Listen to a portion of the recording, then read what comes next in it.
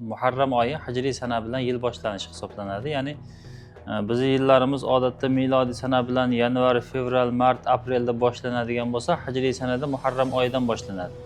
Muharram oyi yangi yilni boshlanishi hisoblanadi. Muharram oyi Ramazon oyidan keyingi ulug'lanadigan oylarning eng afzali hisoblanadi. Sababi bu oyda o'sha islom dini kirib kelmaslikdan avval ham johiliyat davrida ham ulug'lanardi-da bu yil.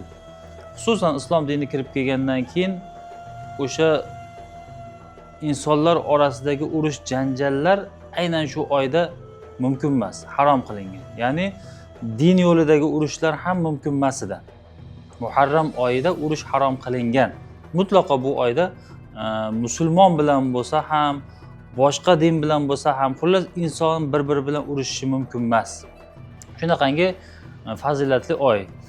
Bu oyda ham ba'zi bir payg'ambar alayhissalomdan tavsiya qilingan sunnatlar bor. Bulardan bittasi shu Muharram oyida nafl ro'zalar tutish. Nafl ro'zalar tutish bo'lsa, xususan mana shu Muharram oyini 10-sanasi Ashura kuni deb nomlanadi. Bu kunda ham ro'za tutish, ham erkaklar uchun bitta muhim, chiroyli bir imkoniyat borki, ahli ayoliga sovg'a berish yoki ro'zg'orini butroq qilish, ro'zg'origa bir kenglik qilish.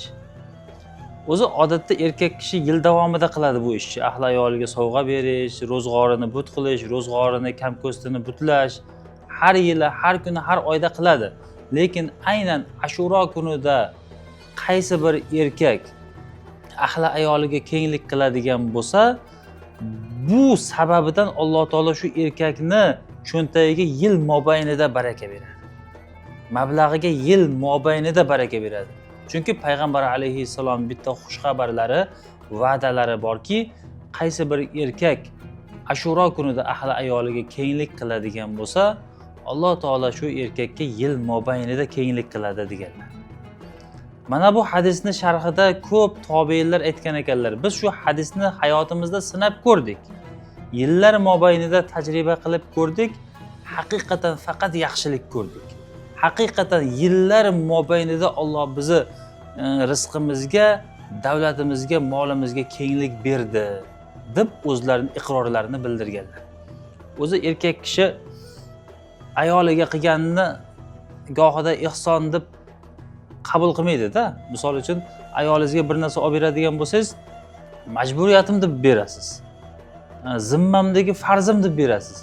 Lekin islomning go'zalligini qarangki, payg'ambar alayhissalom aytibdilar-da, nafaqalar ichida, erkak kishini beradigan hadiyalari ichida, sovg'alari ichida, sadaqatlar ichida